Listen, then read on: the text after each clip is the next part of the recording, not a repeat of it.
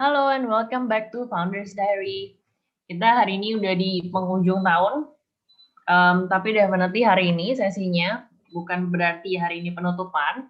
Jadi kita bakal masih seru-seruan lagi tahun depan dengan format yang nggak kalah seru dengan yang akan kita dengerin hari ini.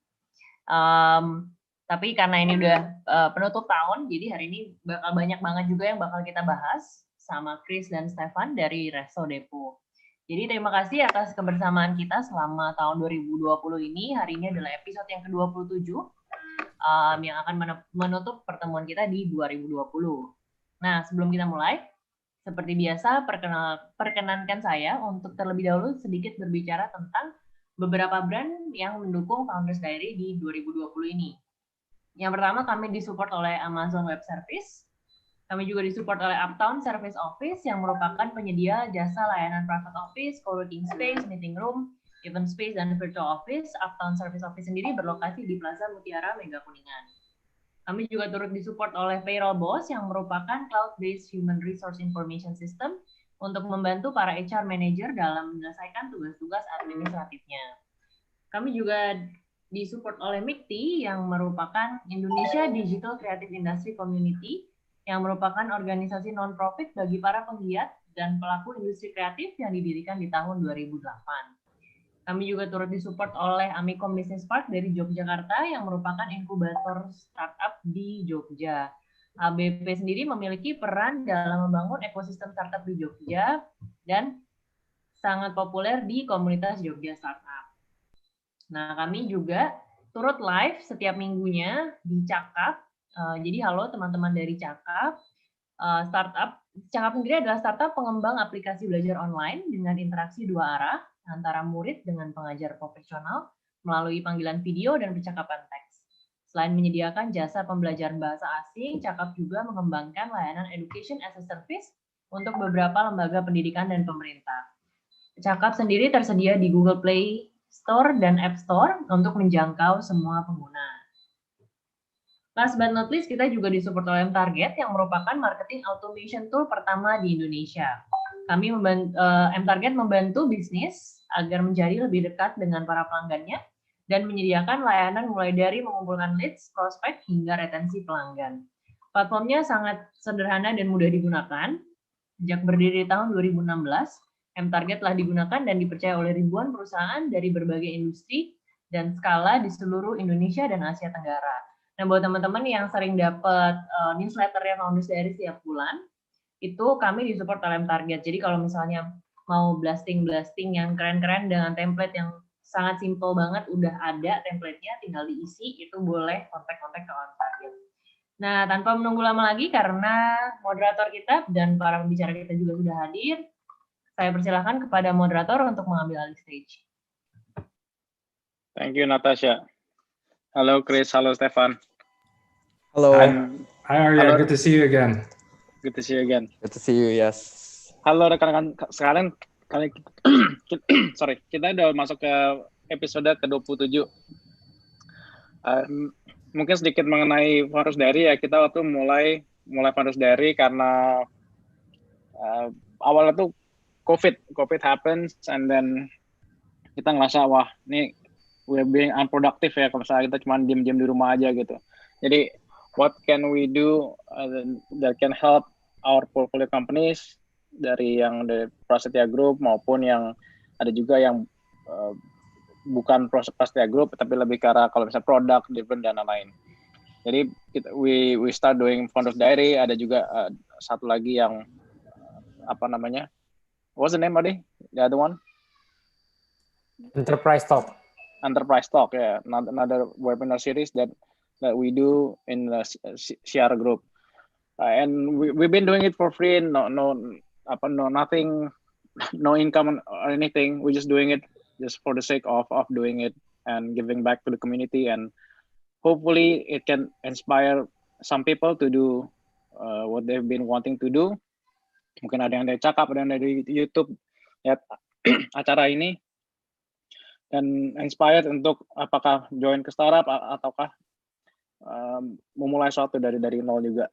Jadi it's really what we wanna do, and mungkin sekarang ini udah ke-27. Jadi imagine itu waktu dulu kita melakukannya 2 kali seminggu, sekarang kita melakukannya sekali seminggu. So hopefully it's been a good series, and we keep trying to improve in terms of what we offer to the viewers, and hopefully next year kita bakal punya konsep yang lebih keren lagi agar orang yang nonton ini bisa lebih belajar dari apa yang kita share selama Founders Diary. Oke, untuk hari ini kita ada kedatangan 2 awesome founders. Mereka co-founder dari Resto Depot. Yang pertama adalah Chris Gunawan dan co-foundernya Stefan Ravales. Stefan, you can speak Indonesian fluently, right? Yeah, lumayan, a little bit. But Stefan, you're originally from Philippines, right? No? Yes, originally from the Philippines, but I actually grew up here, basically. Right? Was born here. My mom is Indonesian from Padang. Okay. So I basically call this my home. Okay. So yeah, you can speak Indonesian quite fluently. So we're gonna ask the questions in English, but you can reply in Indonesian because most of the viewers are Indonesian. So I will try my best. Okay. No, you can reply in English as well. I mean, we're fine. So here I'm gonna bring as the moderator with Adi, my twin brother. We co-founded our own company, Prasetya Dharma, back in 2008, and ever since we've tried to invest as well in the tech companies, and yeah, we try to give back what we've achieved in this Founders Diary series. So without further ado, let's go to the first question. What drives and motivates you? Why did you pick this career path to become entrepreneurs? Let's start with Chris. Okay. Hey, Arya. Hey, Ardi. Thanks for having us. It's a real pleasure. I'll go ahead and start. So I guess what motivates me? Early on, I think it was the freedom of entrepreneurship, right? I think I was never really the type that enjoyed being told what to do. So I always wanted to start my own business. Um, and I was always passionate about tech products, right? So, in 2016, when Stefan and I started a company called Nibble, which we'll talk about later, it was kind of like the new gold rush, right? Like everyone was jumping into technology in Indonesia. So yeah, it was a no-brainer for Stefan and I to jump in. But I think as it progressed, and as we started building Nibble and Resto Depot, which we'll talk again later, now what really motivates me is the team, actually. We started with just 3 people in the team. We were up to about 20 something, and unfortunately we had to lay off some people because of COVID-19. But I can confidently say that what motivates me the most is the team. We have 2 team members or 3 team members who have 2 children. They're married. They have mortgages to pay. They have expenses, bills, and I feel that it's kind of like a responsibility that Stefan and I put on ourselves to continue Resto Depot and grow it, so that the team can grow as well and stay together. So that's what motivates me the most. Stefan? Yeah, I think for me, I think we have to sort of take a step back of where I was, what I was doing before. So after I went to school in Jakarta, graduated and went to college in Dallas, Texas. So I I received my bachelor's of computer science from SMU in Dallas, Texas. And I immediately worked for a software company building software for universities, basically, software solutions. So, during that time, I worked there for almost 10 years. And, for me, it was when you get to a point when you're in a corporate structure, it gets very repetitive, gets quite boring. You are sort of enclosed in your own job description and what you need to do for that. But there's really for me at least, there was really no room for growth. So for me, what drives me to become an entrepreneur is when I came back to Indonesia, I had a chance to go back to the US right after my visa expired and I could work for that company again, but I actually decided not to, just because I wanted to try something different. I wanted to challenge myself. I wanted to take on a new challenge. And I think starting a company with Chris when we met back up was really that opportunity. I could really be able to learn new things about business, be able to not just be in sort of a bubble that I was in. And for me, that was a no-brainer. For me, that's why I stayed, and that's why I decided to start a business with Chris. So in a way, your reasons quite similar, right? Because like both of you kind of want to have that freedom, right? And initially you wanted to have that freedom, but I guess over time, that motivation changes. I'm guessing it's not really freedom anymore. No. No. Yeah, that's exactly what I was going to say. That being an entrepreneur is not really being free. It's actually being responsible and having that responsibility for other people as well, right? Of course. So I maybe when I say freedom, I don't mean like freedom as in more time on your hands, but I mean the freedom of to do what you want to do, right, and make decisions you want to make. And it just, for me, it's way more liberating, and it's what makes me get up every morning. Nice. Okay, next questions. How did you guys find each other, and how did you decide to build business together? Yeah, I can talk through that. So Chris and I, we went to the same school, Jakarta International School, actually here. So we've known each other since middle school. quite a long time. That's about over 20 years, 20 plus years that I've known Chris. So obviously we've been good friends during that time, during our school days. And we both separated when we went to college. He went to San Francisco, I went to Texas. And essentially, even like all our friends now are back in Jakarta, back home. So we ended up meeting back here in Jakarta. And, it was a funny story because I think we met up and we were talking about food. We always talk about food. So we're talking about where's the best food, where's the best, let's say, nasi goreng in Jakarta, what's your favorite banh mi? This is the type of debates that we always have. So although we didn't come from a sort of, at least I didn't come from a sort of F&B background, that's what I was passionate about, is trying new food. And because I was new in Jakarta, I didn't know, again, where's the best places to eat. So that's really how we sort of started to come up with the idea of, hey, we need to find a better way that can help someone find food in Jakarta or review a dish or what's good, where to eat. And, that's really how we sort of got together and sort of started our first business venture.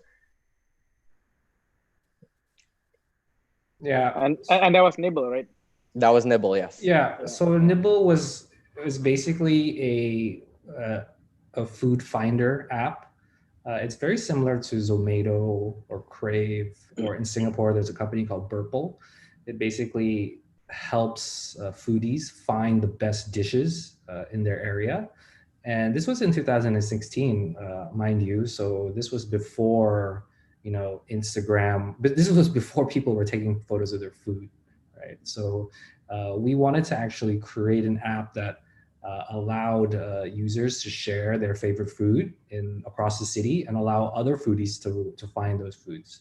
But along the way, we pivoted the company two or three times. So it ended up becoming a digital media platform, as well as a kind of like a digital agency as well. But why do you think Nibble failed, that concept? Yeah, I can touch base on that. So, when we first started Nibble, Stefan and I wanted to make the best app that we could for us, right? And we kind of just jumped right in. And, we built an app that basically did what we wanted it to do, right? And it gained a little bit of traction among hardcore foodies, but it never really hit the mainstream, right? And we do attribute this to maybe not doing enough user research early stage and not validating our ideas. But at the same time, when we were monetizing the business, it was very difficult because restaurants, they don't have much money to spend on marketing. And the deal sizes are very small and the sales cycles are very long. So I would say that the reason why it didn't work is probably two reasons. The first is that we didn't spend enough time building a product that people actually want. And second is that it was extremely hard to monetize. And just to add on that, I think that's a perfect sort of learning experience for us. Is it's easy to find something of a concept that you want to build and you think it's going to work. You think, oh, I would use it, so everyone else should use it, but that's really not the case. Because, we built, like Chris said, we built this app, based on what we think would work. And what we learned was that there's a lot of factors that go into it where, again, like Chris had said, marketing budgets, maybe only the hardcore foodies were using it. Not a lot of people were really picky about their food or they didn't want to take pictures of their food. There was a lot of things that we took as a learning experience. And because of these things is the reason why we sort of, made a decision to sort of pivot, because, we can only learn from what we experience, right? We have to experience it. We have to see how it develops before we can say, oh, this is something that could really work or that it couldn't work. So I think that's a big learning experience for us, is we need to sort of do our research make sure that we know what our target market wants and whether it fits their needs. But how did you pivot from that Nibble concept to the Resto Depot concept? What was like the aha moment that you experienced that made you think, okay, let's scrap this and then? Yeah, I can touch base on that. So, you know, when we were building up Nibble, we were developing a network of contacts or restaurant owners or people in the restaurant industry. And we were talking to, you know, thousands of restaurants, right? You know, either at the owner level or at the staff level. And along the way, during conversations we have with these restaurants, you know, you get to talking about other problems that they may be facing, right? So, you know, you start offering them, let's say, advertising products, but then, you know, some of them might push back and say, hey, you know, actually, we don't need advertising products. What we actually need is this, right? And a majority of the people that we spoke to always had a bad story to tell about their purchasing process, right? They always had a negative story, right? They all hated their suppliers, basically. You know, when Stefan and I kind of started doing this, we quickly realized that there was a huge problem in food service purchasing, right? So without getting into too much detail about the problem, I want to talk more about the pivot. We quickly realized that we had to pivot, right? And the three things that we thought about when we were doing the pivot is first is focus on what we have, right? So we took a good hard look at what we had, and we realized that our strength was our network of restaurants, right? So any kind of pivot had to preserve or leverage that network of restaurants. The second is follow the money, right? So this can happen in a few ways, right? This can be, you know, industry trends, or, you know, talking to VCs, or, you know, reading the news. You can kind of tell where the market is going. And at the time, it was B2B e-commerce, right? That was, you know, the next big thing. Everyone saw Alibaba, and everyone saw these huge companies in China do really well, and there wasn't really an equivalent here in Indonesia, or there wasn't too many of them. So we decided B2B e-commerce was the play, right? And then lastly, we decided just to do it, right? I think that's the third thing that I would mention is that don't be scared, just commit 100%, right? Don't go halfway, because I think a lot of times people pivot and it's not a complete pivot. It's just like kind of, they're just tweaking the product a little bit and they mess up on, you know, the business model or whatnot. I would say that these three things kind of guided us. Focus on what you have, follow the money, and don't be scared.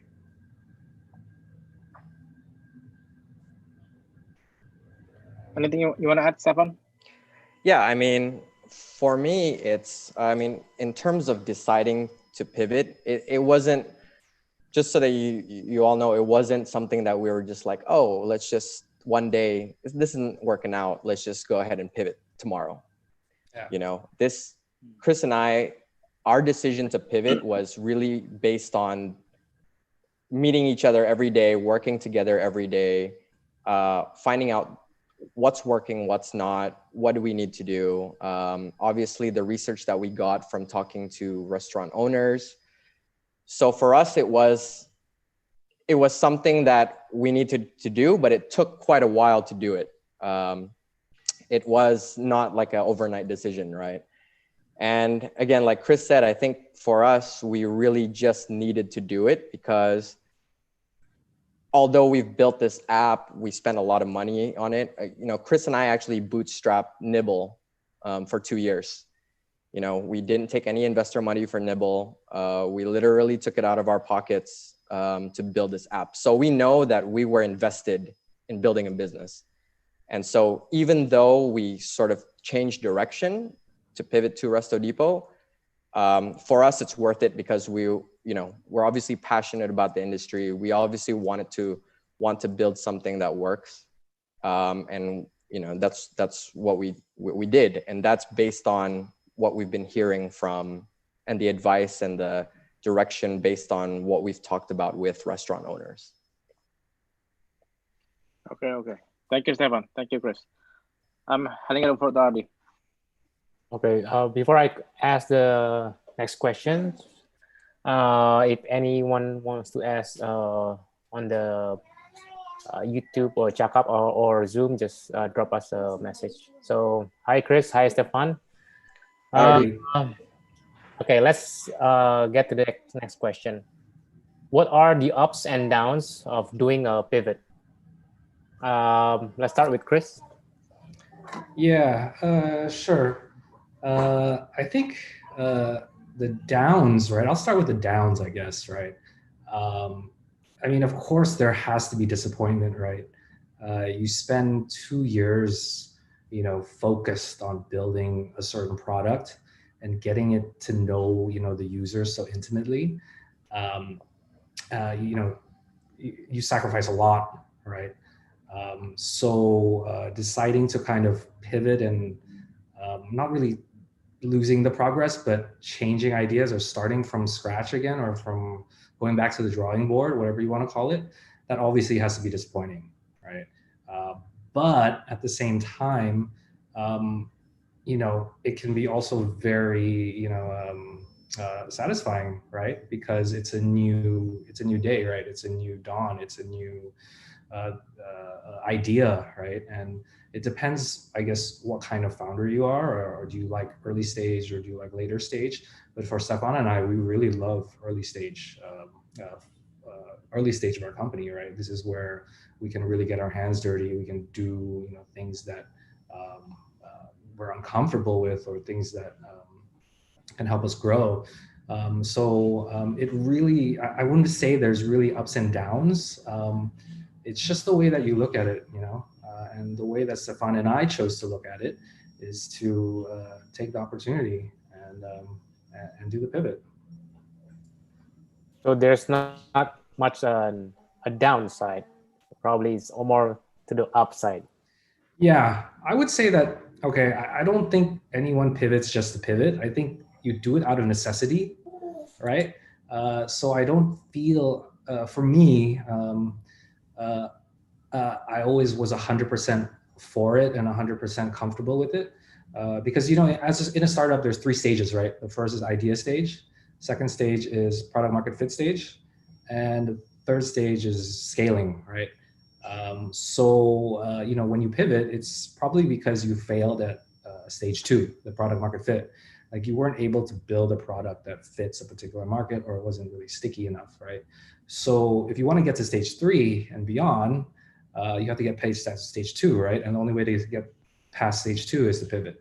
So for us, it was, I don't see it as ups and downs necessarily. I just think of it as necessary.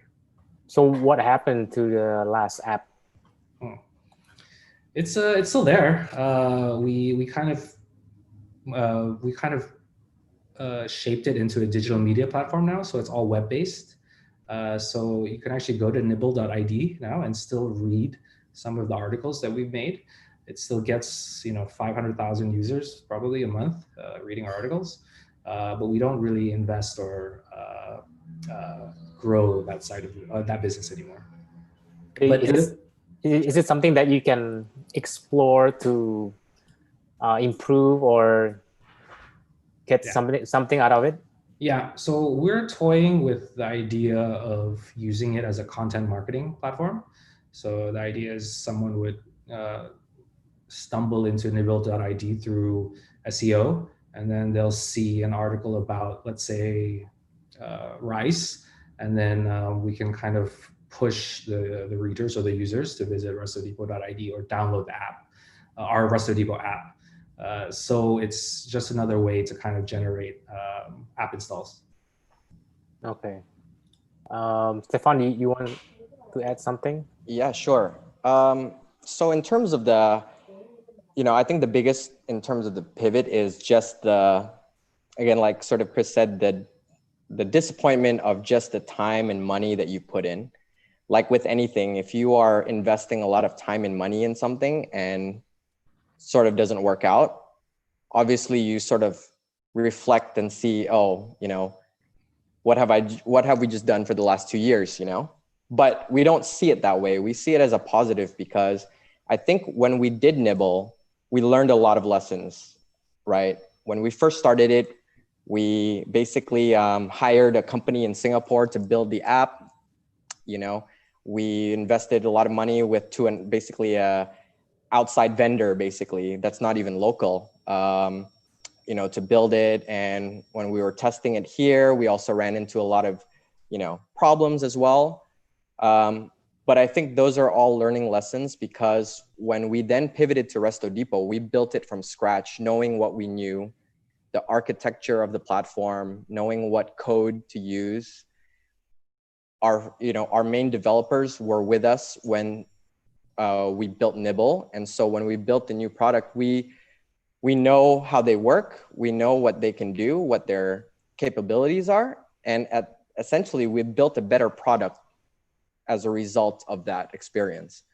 So I think there's really, again, for us, there's always the downside for the disappointment aspect, but the ups, we're dealing with a new company, a new product, a new system, and something that we built and really thought about from scratch. So we know that this is, I think, the right way to do it, or at least that's what we think, but the better way to do it than what we tried in the first, in building Nibble.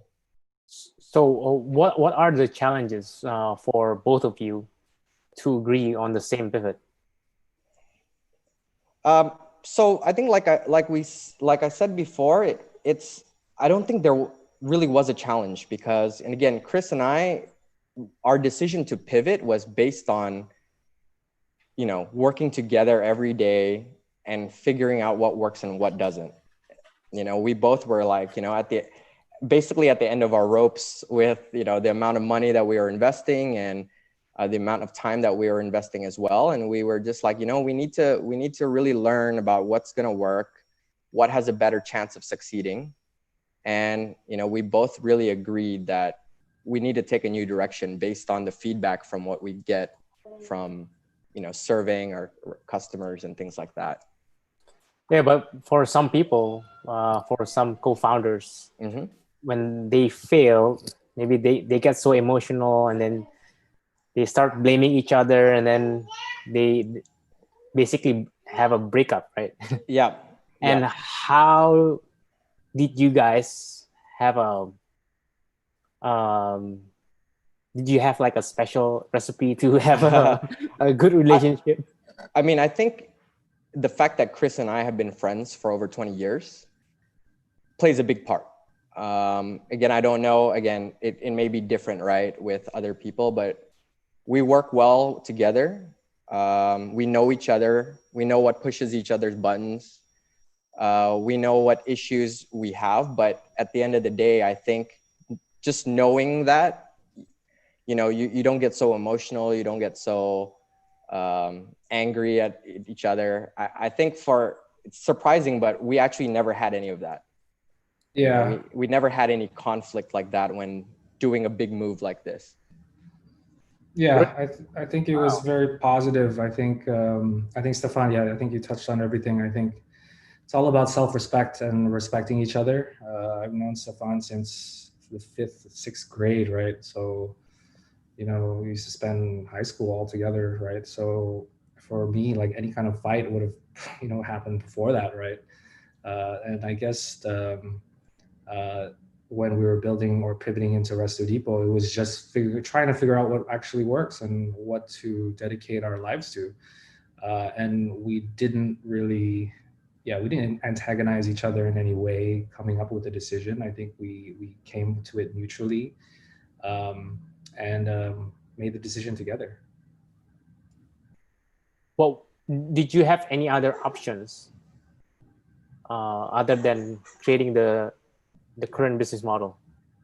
Yeah, so we were thinking about a customer loyalty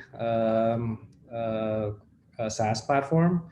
And I think something to do with stamps, right, was really exciting. We thought that there was an opportunity for restaurants to, I guess, attract more customers by offering more promos or issuing digital customer loyalty programs. But again, I think what we did is, we did the research, right? We talked to people who actually made customer loyalty programs here in Indonesia, and the feedback was not so good. We had 2 founders who told us not to do it. They tried to do it for a year or 2 years, and they said it's just impossible. They said it's hard to get restaurants to put up the effort to do it. So I think we decided not to do that pretty quickly. But yeah, that was definitely something we were entertaining. Did you guys have any concerns of like big unicorns of let's say they do the same business model because they have the network, of course? Yeah, of course. That was definitely obviously something we considered as well, right? I mean, we don't want to obviously, there's obviously some things that we don't want to get into, right? Like we think that obviously things like food delivery, I don't think that really makes sense because of Gojek. And I didn't think that, let's say like a consumer e-commerce, I think that's probably not a good idea either. I think that's, you're going to be challenged a lot there. So I think we really looked at the market or did the industry research and just saw which spaces or segments that were still kind of open, and B2B e-commerce was one of them. Okay. Stefan, you want to add anything? Yeah, I mean, I think sort of Chris touched based on that. Okay. But yeah, for us, I think it's based on sort of the theme of this is, we failed with Nibble in terms of, getting traction and monetizing. But I think the next step that we took will just basically get that back up. So, that's what we took. We took the risk. Obviously, it's a big risk, but, you have to take risks, right? You have to try it out, or else if you don't, then I don't think we should be startup founders, right? We need to take the risk. We need to be able to take what we have and see what works. Who is more risk averse or from? I think Chris is a bigger risk taker than I am. Okay. I think he is. Did you guys have any like debates in terms of the business model? Because like maybe Chris is getting more risk. I think we didn't have really debates, but I think for me at least, I was very risk averse a long time ago. Like even in like college and in high school, very risk averse. I was pretty like the stability of things, but I think for some reason it sort of changed over time as well, because maybe I needed more of a challenge. But in terms of Chris and I's dynamic, I think we've discussed a lot of things, but I think, again, correct me if I'm wrong, Chris, but I think I think you're the one that sort of like pushes it more, and drives it more, and he's very convincing. Yeah, but I guess like I don't pull it out of my butt, right? I mean, like I have to back up everything that I say or propose, right? Otherwise, it's just not going to work out. Like I won't feel good about it, even bringing it to Stefan or asking him to try something with me. So if the numbers are there and the things like market size, things like unit economics, those things that we bring up, and we make a decision together, but based on facts. Okay, thank you. So I'll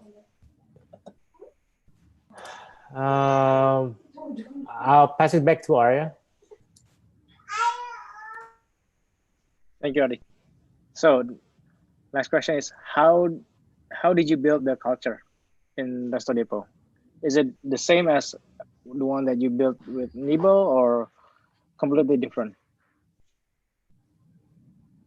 Yeah. Stefan, I don't know, or Chris, up to you. Sure. You know, like when we started Nibble, it was a very small team, right? It was probably like 5 or 6 of us, and the culture was, you know, for me, I think it's almost the same, right? The number one thing is that we do our part to get everything done, right? I think at an early stage where we are right now, like between like less than 20 people, everyone has to, you know, put in a hand, right? They have to do what they have to do to achieve the goals, right? So when we first pivoted into Resto Depot, we had a tiny office, right, in Tangerang, right? We had like one floor of a buko, and we all sat like we all sat on a shared table, meaning we just sat around each other, and we could see each other. Basically, we were sitting right across from each other, and it was probably, you know, it started with just 3 of us, and then it grew to 6, and then it grew to 10, and then we moved to an office. But at the time, at the very early stage, it was really, you know, everyone does everything, right? Like, you know, I did the finance, I did the fundraising, I did the coding, I did the sales, I did the accounting, you know, I washed the toilets, right? Like, I think everyone basically just pitched in to do what they have to do. And that's what I really believe at an early stage, what makes really good companies. Yeah. Nice. I'll sort of touch base on that. I mean, I think the culture that we built and want to keep sort of preserving is the fact that everyone's job creates an impact of what we do, right? Everyone has a big part in what their job is really impacting, you know, the results, our success. But not only that, we also want to make sure that everyone has learns not just what they're good at, but new things. Like, for example, I, you know, majored in computer science. You know, that was sort of my thing, is to building products and focusing on the tech, but I end up learning about how to, you know, the operations side and how to do balance sheets and how to, you know, human resources. So I think that's, what makes us sort of maybe not unique to other startups as well, but just in general, what makes a startup unique is how everyone has a hand in everything. And those who join startups at an early stage learn a tremendous amount in a very short period of time, because anything can happen, right? Something needs to be done here, something needs to be done here. Maybe some emergency happens and someone needs to learn how to, you know, fix that issue. And that's sort of how we've sort of built that culture where everyone is quite equal. Everyone is helping each other out. And I think that's very important. I think it's assisting other people and helping each other out. That's sort of what we want to make sure we preserve with our culture. You mentioned earlier, Stefan, that you work for the more like corporate, right? Yes. For like 10 years. Did you, after you came back here with Resto Depot and also Nibble, did you find that goal of being away from that specific culture and then moving to like a more unique culture with Resto Depot?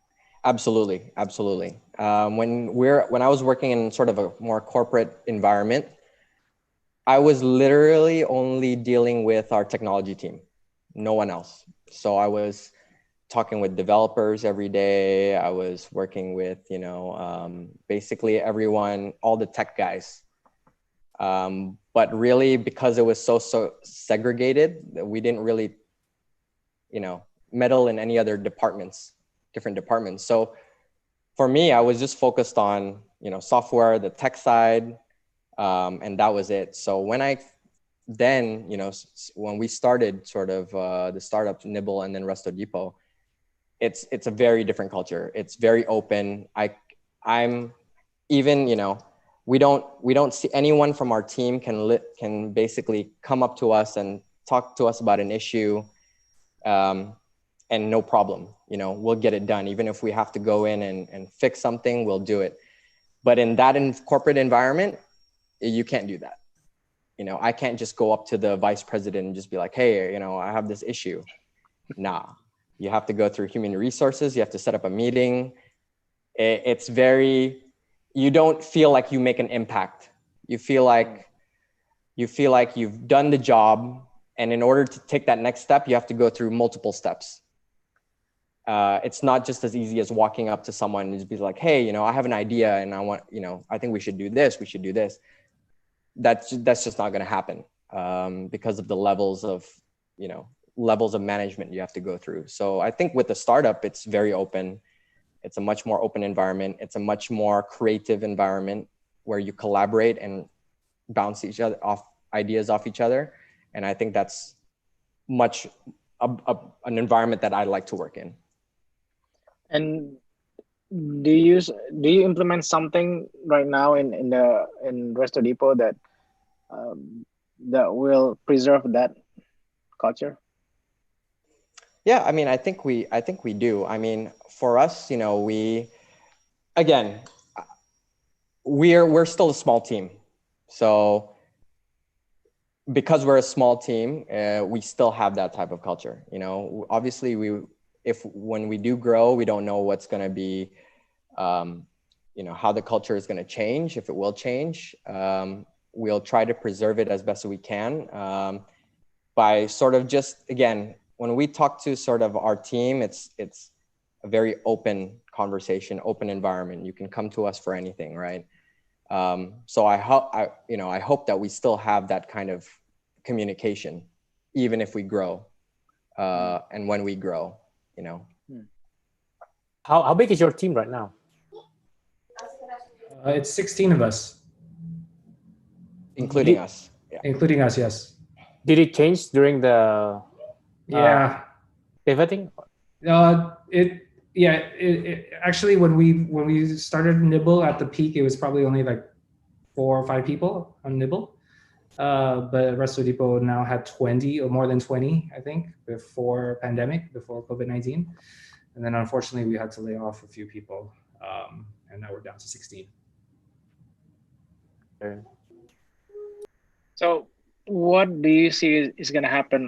I mean, we don't know when is going to be the post-pandemic, but just for 2021, do you see like a rebound for your industry or what? Yeah, so I think for those guys who haven't picked up yet, we're basically in the F&B industry. We serve food service businesses, so that's restaurants, cafes, coffee shops, bakeries, hotels. We basically provide them with tools to help them with their procurement, purchasing. At the same time, we also supply them with products as well.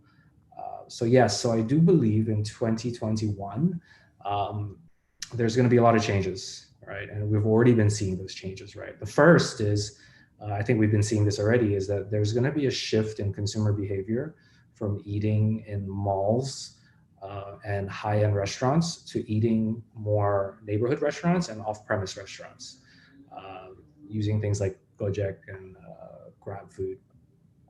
You see this all the time. People are, starting these small F&B businesses from their home, cooking up some dishes and selling them online. I think we're going to continue to see that in 2021. The second is less consolidation. So I think, and more fragmentation. So there's going to be less big chain restaurants or big groups of restaurants, like Boga Group, Ismaya Group. I think there's going to be less of them and more fragmentation, meaning there's going to be smaller restaurants, independently owned restaurants. Third, though, is we still see opportunity because we still think the middle class is going to continue to grow, and they're going to continue to seek innovative and interesting food products. I don't think that's going to suffer. I think people are still going to demand more interesting food products. And lastly, I think this is the biggest one in 2021. I think value will be king. People will be looking for value for their food. So they won't be eating in branded or high-end restaurants. They're going to be finding cheaper eats because they'll be scared of, what's going to happen next. Is there going to be another PSBB? Are they going to have less job opportunities? So they're probably, consumers are probably going to be seeking lower cost food items, and those will continue to do well or even grow. So is that the trend that you've seen as well from your data? Yes. So I think, well, just in general, just being in the market or being in the space and seeing what does well and what doesn't well. I mean, if you see, I don't want to talk bad about them, but the restaurants in the malls, right? The big chain ones, those are not doing so well, right? They've been ordering less from us as well, so we know that they're not doing well. But if you look at online restaurants or value-based restaurants like Ayam Geprek Bensu, they're doing tremendously well. They're doing even better, right? Because people are seeking low cost food items to be delivered to their homes or to their offices. I see. Okay. So the last question is gonna be from RD. But before the last question from us, if there are any questions from the audience, please write it on the chat.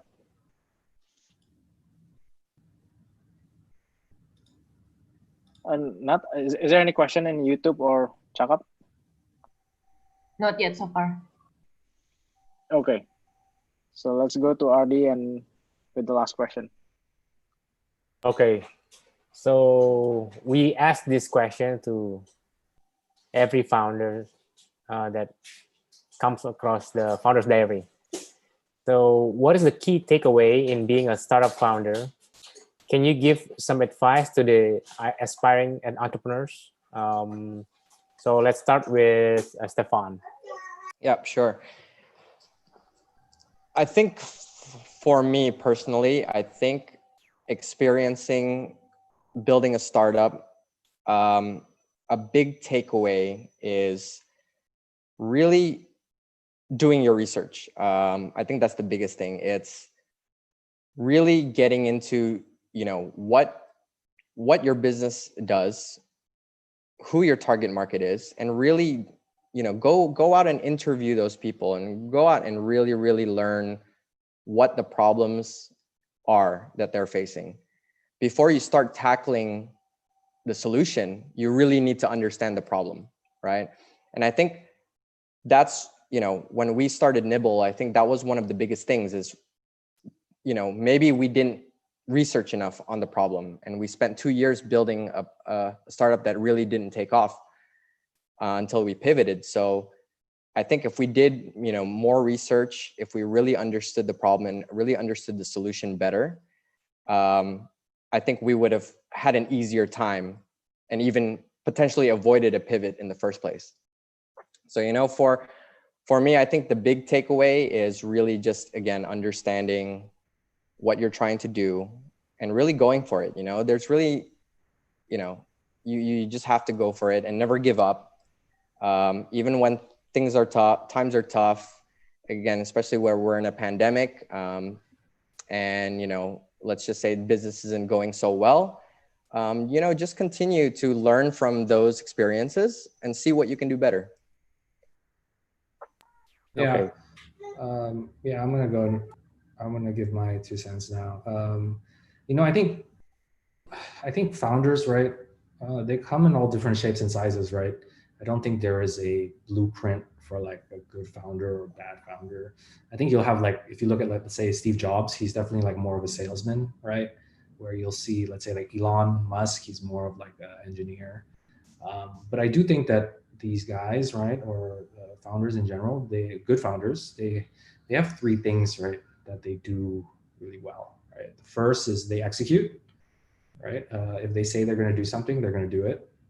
Secondly is they learn from their execution, meaning if let's say they execute and they fail, they're gonna have a profound learning about why it failed, right? And they're gonna learn really quickly. And lastly, the third thing is persistence. So they're gonna repeat the cycle over and over again, right? Execution, learning, execution, learning, execution, learning, until they get it right. And I think that's all it is. You have the ability to execute, you have the ability to learn, and you should just be persistent.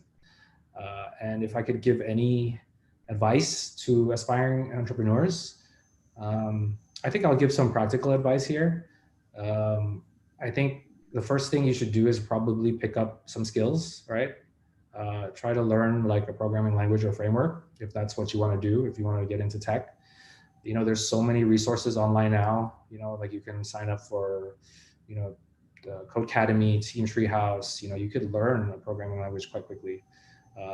After you learn that skill, right, I think you should build something, right? Whether if it's just a simple website or if it's like an app or whatever, just build it and then go through the process and fail at it, because you probably will fail. But at least you'll learn about the process and have a respect for it. And lastly, if you want more on the business side of things, I'm going to give them a shout out here because I know you guys are close with them. I do believe in the Y Combinator method. There is an awesome resource called startupschool.org.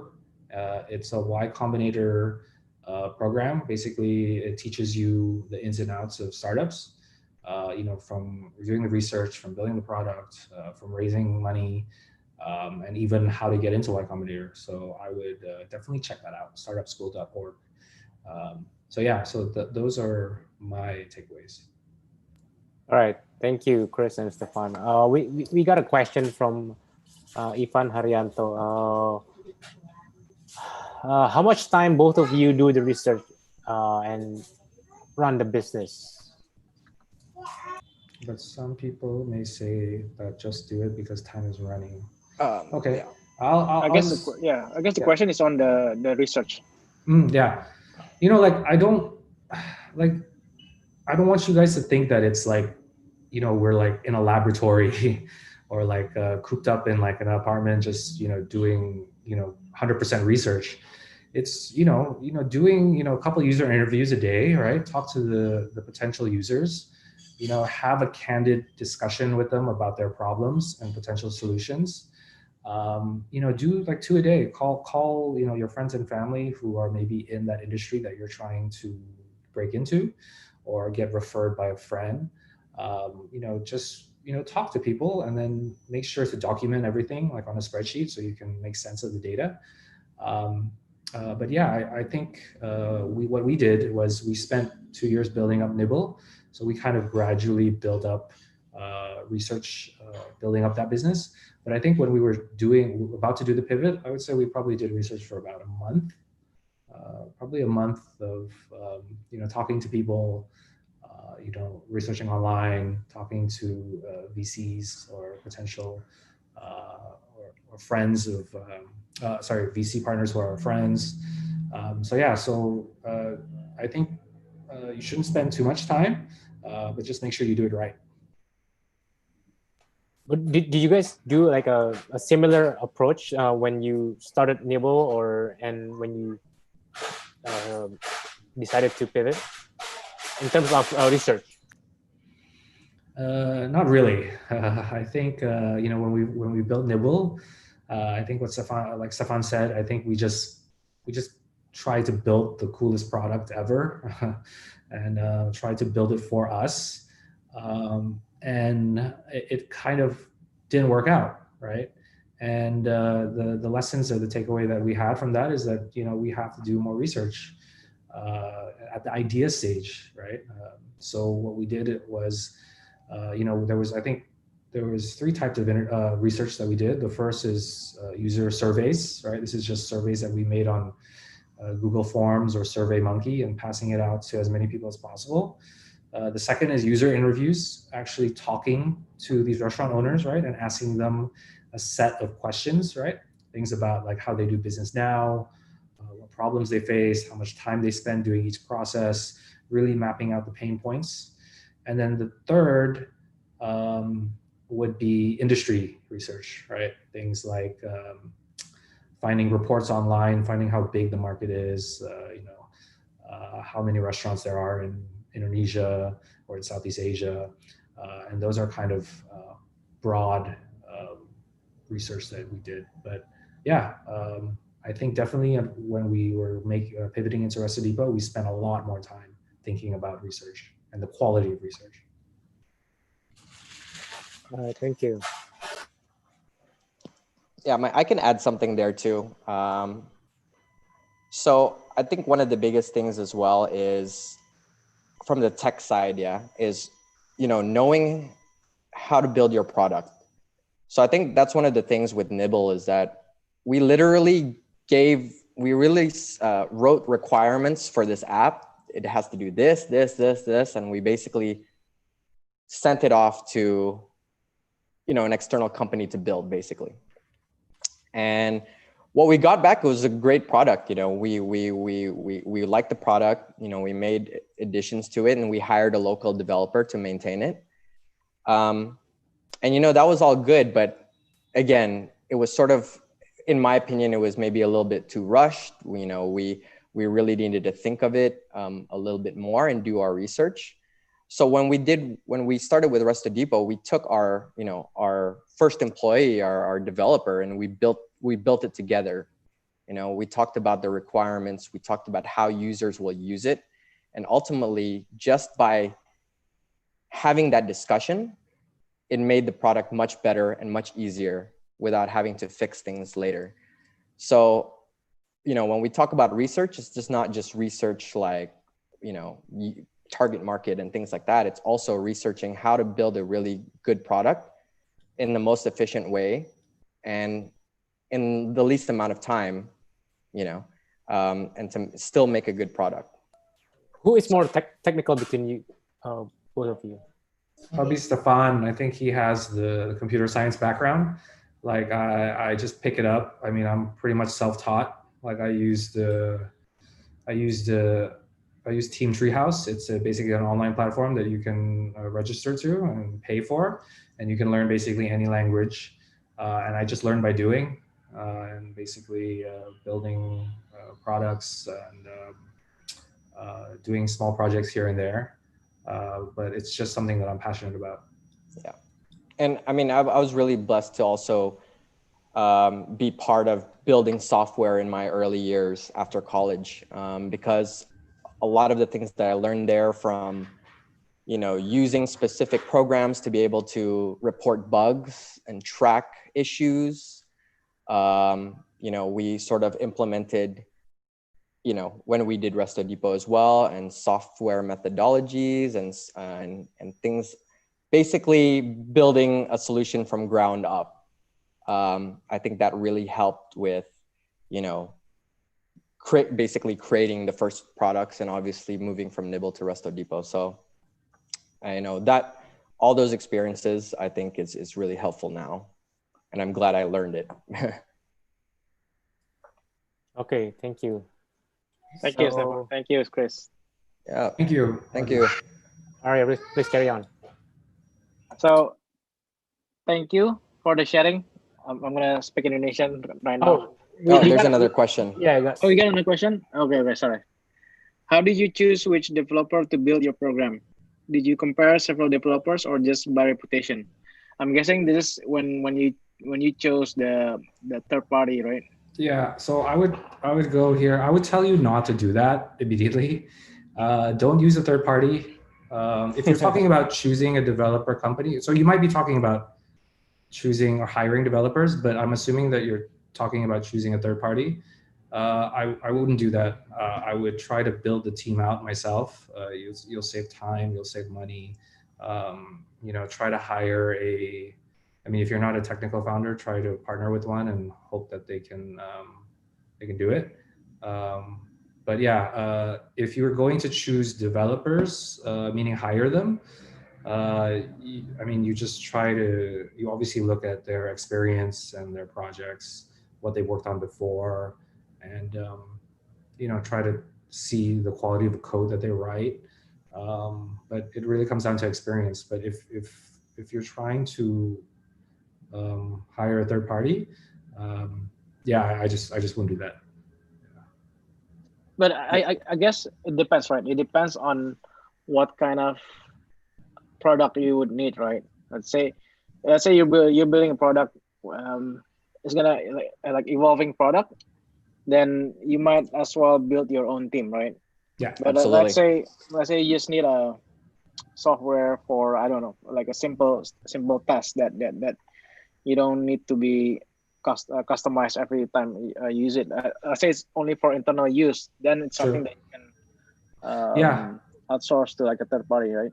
Sure, I guess so. I guess if if you're just talking about augmentation, like staff augmentation, like meaning like if your current team is already really busy building your product, and you just want to build, let's say, like a CMS panel or an admin panel, and you can probably hire someone else to do that. Yes, I think you can do that. But if you're trying to build your core product using a third party, I wouldn't do that. It'll be too expensive down the line to maintain the code and fix the bugs and all that. They're just going to charge you more and more and more. Yeah, I think the biggest challenge was when I think in terms of this question, right, we did research on sort of companies to basically hire to build our app. And, we looked at several. We looked at, I think, one in India. We compared the price, one in Singapore, or a couple in Singapore. And we ended up choosing one that we thought was the best. And again, they were great. They created the product. It was a great product, but it was very expensive. Yeah. And at that time, we were just like, we need to sort of invest in a good product, And Chris, you were saying? Yeah, I think the product, when it came out, it was really good. But then came the times when we had to tweak the product, because we were talking to users and they wanted this feature, and we thought we could add this feature, and then it just became really expensive. Because they basically invoice you, right? So I think that's not the right path to go. But if you're, if you don't have a technical founder, or if you don't have it, just try to find one and try to hire local developers to build it for you. Yeah, just keep in mind, if someone else has built the product and they give it to one of your developers, your developer has to relearn everything. They have to look at all the comments. They have to look at what each function does. They have to basically learn the entire architecture before they can even start working on it. And I think that's the big thing. If you sort of built the product, if you have a partner that built it with you, they already know what it does. That saves you a lot of time, saves you a lot of money, and a lot of headache, actually. So again, there's no right or wrong with basically hiring an outside company to do it, but just know that the risks when you do have to maintain it, again, like Arya had said, depends on the type of product, right? But if you are going to be building a product that's going for the long term, it's always better to build it within your team, because they're the ones that are going to be working on it every day and they know it best. Yeah, if you're going to build a company around the core product, I think you should hire a team to build it. And there's another in-house team. There's another question. How expensive it was. And I'll DM you after this. SM Lydia. No, but maybe let's take the question. Let's say if you do it yourself or you outsource it. Like how much? Yeah, it's roughly it's roughly 4 times more expensive. We did the math. Locally, about 4 times. But if you're talking about Singapore, it could be 5 to 6 times. Okay. I hope that answers the question. Yeah. So okay, like in the cheapest that we found in India was about, I think it was like $12,000 to make $12,000 to make an Android and iOS app. But there was a language barrier, and it was probably not going to turn out great. But I think the most expensive for the same app, it's a developer here in Indonesia, and you guys probably know them. It was like $130,000 for the same app. $130,000. Yeah. $130,000. Same app. Really? Exact same requirements. The Indian company and the Indonesian company. So it can vary wildly. So, but you get what you pay for. I'm sure the $130,000 one is going to turn out a lot better than the $12,000 one. But yeah, it gets expensive. Very expensive. Wow. Okay, any other question? Okay, I have a question. Some startups during the pandemic, they, especially with a good tech team, they do some outsourcing of technical stuff. Yeah. Do you guys do that or not? Not right now, no. Like Okay. we kept our tech team. We actually grew it during the pandemic. We added like one developer because we were going through the pivot, and we decided that we really needed another one to kind of to speed up the pivot process. We haven't outsourced anyone so far. Okay, thank you. So Arya, let's close it. Yeah. So let's close it. So thank you, Chris and Stefan, for sharing. And I Thank you, think guys. there are a lot of insights from pivoting, from finding that I guess follow the money, I guess, right? Because and then do your research early on.